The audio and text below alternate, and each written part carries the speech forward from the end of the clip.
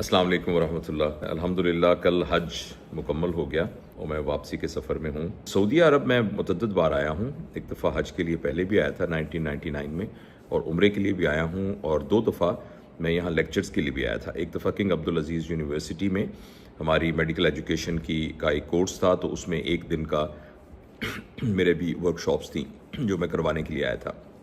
और अभी कोई तकरीबन साल पहले यहाँ जद्दा में भी एक पेरेंटिंग का थी एक्टिविटी, तो उसमें मुझे उन्होंने बुलाया था, तो मैं उसमें आया था।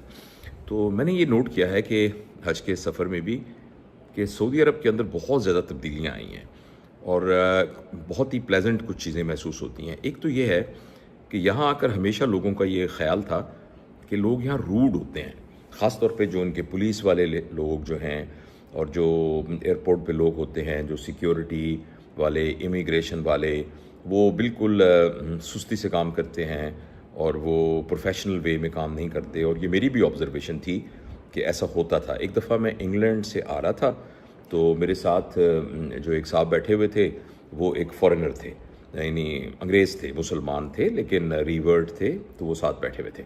तो मेरी उनसे दोस्ती हो गई, हम सलाम कर और इकट्ठे सफ़र किया हमने। पता लगा कि वो भी यहीं आ रहे हैं। तो जद्दा पे हम उतरे तो जहाज़ से भी इकट्ठे अंग्रेज़ी में बातें करते हुए आ रहे थे। तो आगे जो वो पुलिस वाला देखा था, उसने देखा कि 2 लोग अंग्रेज़ी में बातें करते आ रहे हैं, तो उसने बड़े ही एहतराम से हम दोनों को कहा कि you come in this line. तो हम एक और लाइन में चले गए, जबकि एक मजमा एक दूसरी तरफ जा रहा था। जब उस लाइन में चले गए तो थोड़ी देर बाद आके मुझे कहने लगा, do you have American passport और ब्रिटिश पासपोर्ट? मैंने कहा नो, पाकिस्तानी पासपोर्ट। कहता पाकिस्तानी पासपोर्ट। एकदम उसका चेहरा चेंज हो गया। उसने मेरा हाथ पकड़ा और फिजिकली मुझे करके कहने लगा कम ऑन दिस लाइन, और दूसरी लाइन में उसने मुझे भेज दिया। तो इस तरह के तजुर्बात जो हैं बहुत से और भी होते थे कि वो जो हरम में भी लोग सख्ती करते थे।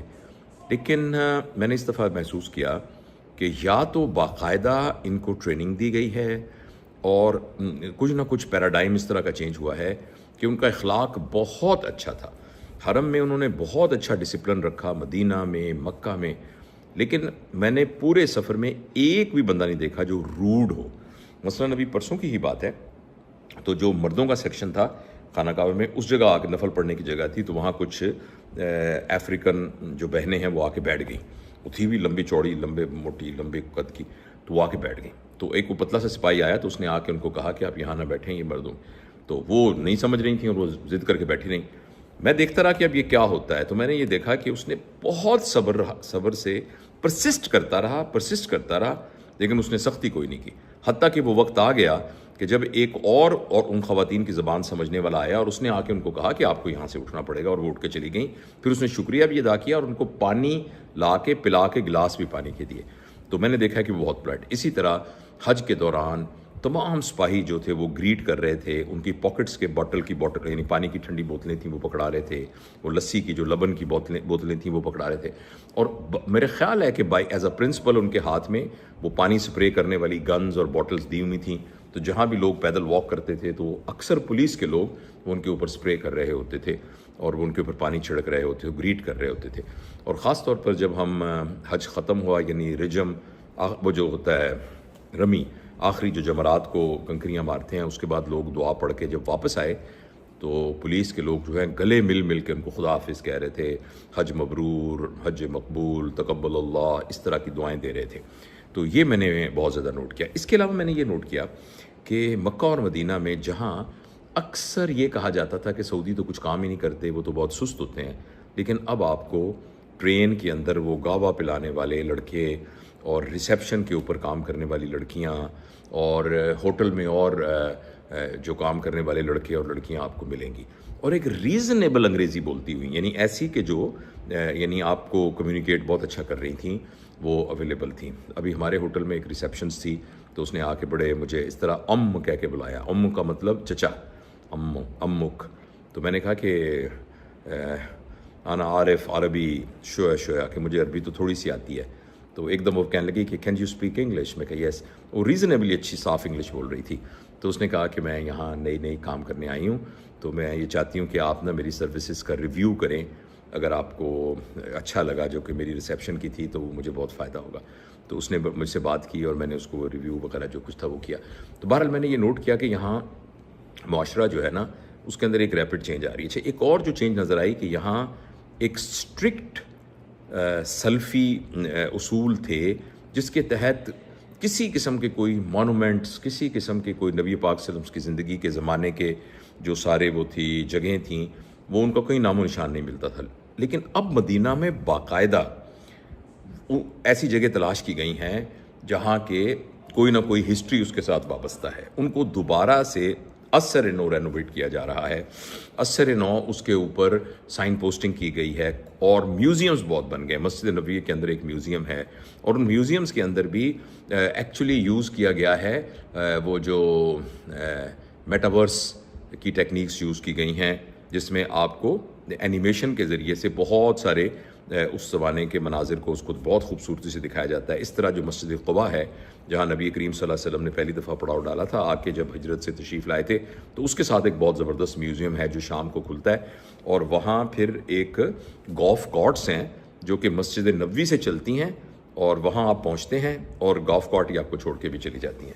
تو اس طرح کی بہت ساری سہولتیں. اسی طرح جمرات پہ جانے کے لیے جن کو شیطان کی وہ جو جگہیں ہیں جہاں وہ کنکریاں ماری جاتی ہیں سمبولکلی، جہاں آپ شیطان کو وہ کرتے ہیں، حضرت ابراہیم علیہ السلام کو جہاں بہکانے کی کوشش کی گئی تھی جب وہ حضرت اسماعیل کو لے کے جا رہے تھے، تو ان جگہوں پر آپ کو پتہ ہے وہ کنکریاں ماری جاتی ہیں. تو وہاں تک جانے کے لیے بھی شٹل سروس جو ہیں وہ سرکاری طور پر اویلیبل ہوتی ہیں.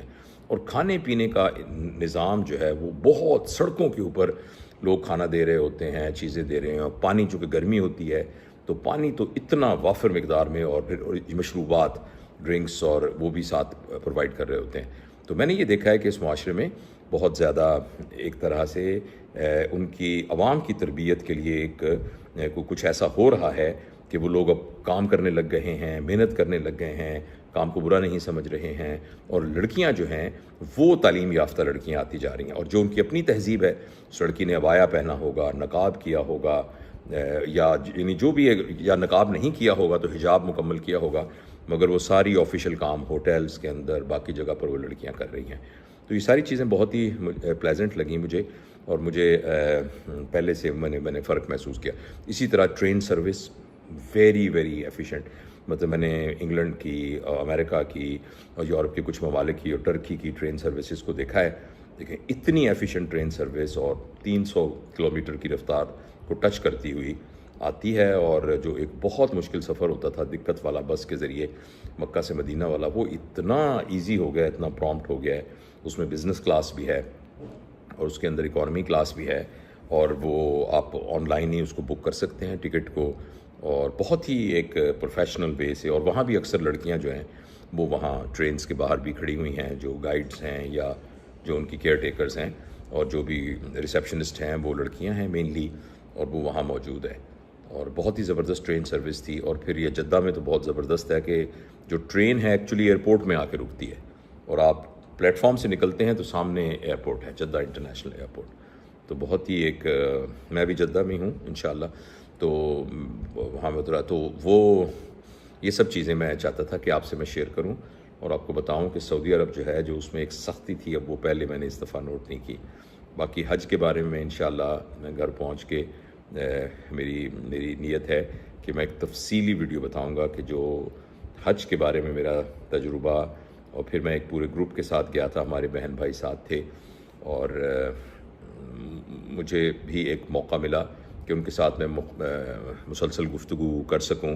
پھر جو ہمارے گروپ کے ساتھ اور ساتھ والے گروپ تھے، وہ گروپس والوں نے بھی مجھے کہا کہ آپ ہمارے گروپ میں بھی آ کے کچھ نہ کچھ ٹاک دیجیے.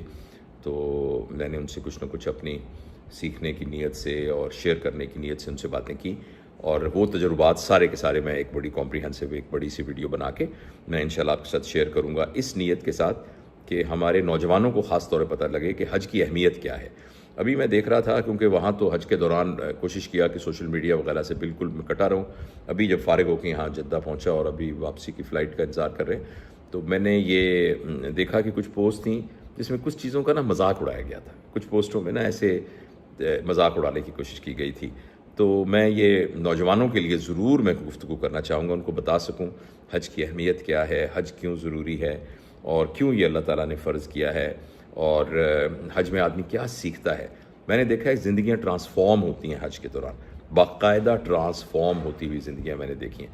اچھا، کچھ لوگ کہتے ہیں لو جی اتنے حج بھی کیے ہوئے ہیں پھر بھی یہ کر رہا ہے وہ کر رہا ہے. وہ انڈیویجول مثالیں ہیں. وہ ایک انڈیویجول کا ایکٹ ہے.